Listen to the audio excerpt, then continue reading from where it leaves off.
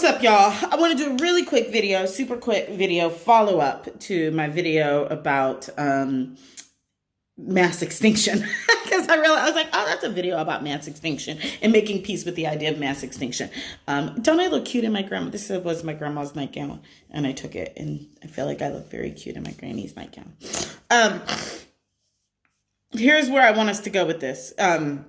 That I think I didn't say in this video before, right? It basically what I'm providing in that video that I realized, I was like, oh, I sound very, I don't sound dark and twisted. I sound like I said what I meant. Let me be clear. I said it. I meant it. I said what I said. Here's what else I want to say. And part of the reason why I think I said that, right, is that part of what I see happening, you know, particularly I'm in this fellowship in New Zealand, and I'm around a lot of well-meaning white folks who are, you know, rallying about the climate crisis and rallying about climate chaos, and viewing it as a single issue reality, completely detached from the ways in which the climate crisis is a function of white, cis, able-bodied, hetero, patriarchy, capitalist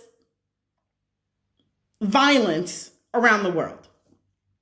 That that these folks are disconnected from the fact that rising sea levels are already and have been displacing Pacific Islanders for the last decade, probably last decade and a half.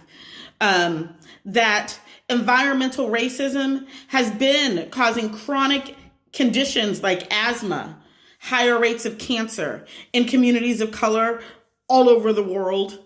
And very specifically, the U.S. is taking the waste from its giant corporate entities and dumping them in countries with brown and black people. We are acting as if, and I say we when I'm talking about white folks, because y'all still humans, which means we're still part of the same species.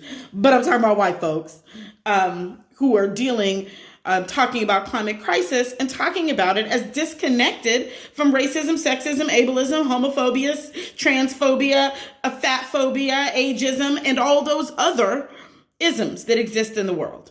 And so I am proposing that any climate chaos work that does not center the realities and lived experiences of marginalized people in this world is a way for white people to not have to deal with their white supremacy. Because climate chaos is a function of white supremacist, hetero, ableist, cis, capitalist patriarchy. And I want you to take a moment and break down all those little roots, prefixes, and get into it. And so that's what I'm offering. And the follow-up that I really wanted to give to that video is that the climate crisis cannot be separated from these other things.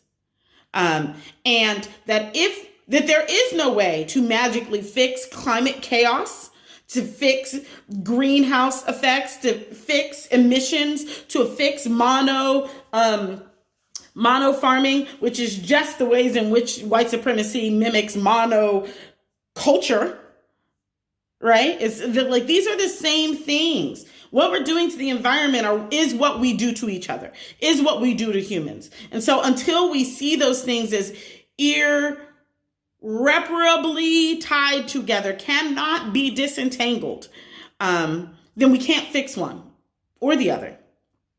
We can't solve all the social issues. We couldn't. Only way to solve all the social issues would be to solve climate chaos.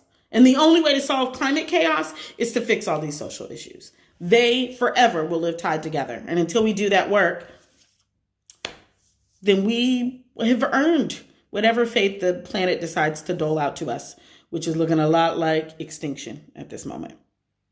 Get into it.